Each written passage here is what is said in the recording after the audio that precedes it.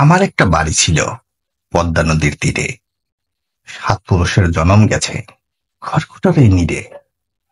একটুখানি উঠোন ছিল, ছোট্ট কটা ঘর, পাশেই ছিল বাবা মায়ের পুরনো কবর।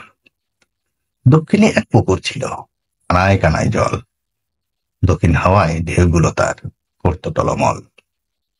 হালের দুটো বলদ ছিল, একটা দুধের গাই। ওরা যেন ছিল আমার ভগ্নী আর ভাই। ঘরের মুখও ছিল দুটো লাল গোলাপের চারা। সারা বাড়ি থাকতো ফুলের গন্ধে মাতোয়ারা।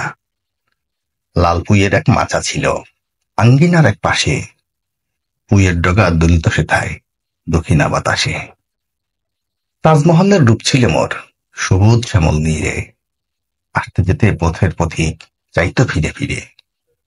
সেই বাড়িতে তেমন সুখেই যাচ্ছিল দিন কেটে, যেমন সুখ শিশুরা সব ঘুমায় মায়ের পেটে। আমার এ সুখ সইল না ওই পদ্মা নদীর প্রাণে। বান ডেকে সে ঢেউ তুলে মোর বক্ষে আঘাত হানে। ঘর বাড়ি সব ভাসিয়া নিল, ভাসল দুটো আঁখি। অস্ত্র ছাড়া কিছুই সে মোর রাখল না আর বাকি।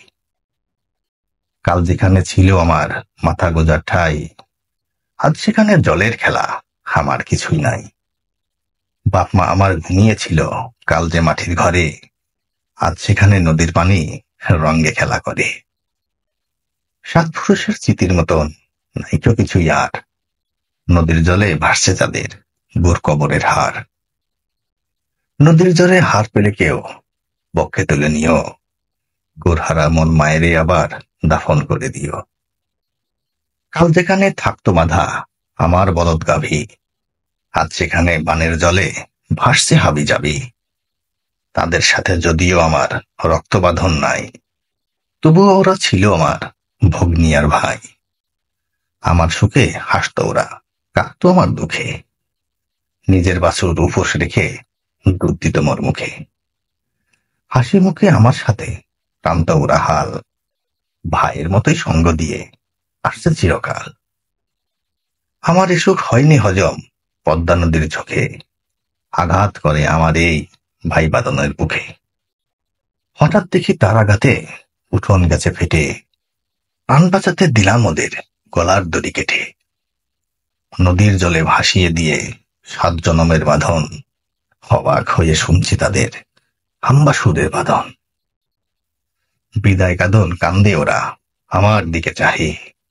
আমিও কাঁদি কান্না ছাড়া কিছুই করার নাহি। জানি না আজ কোথায় ওরা, মরল নাকি আছে। কোথায় পাবো তাদের খবর, শুধাই বা কার কাছে। নদীর জলে পাও যদি কেউ ৩টি বলদ গাই, বুঝে নিও এরাই আমার হারানো বোন ভাই। বিনয় করি বলছি তোমার পা জড়িয়ে ধরে, একটু তাদের থাকতে দিও তোমার গোয়াল ঘরে।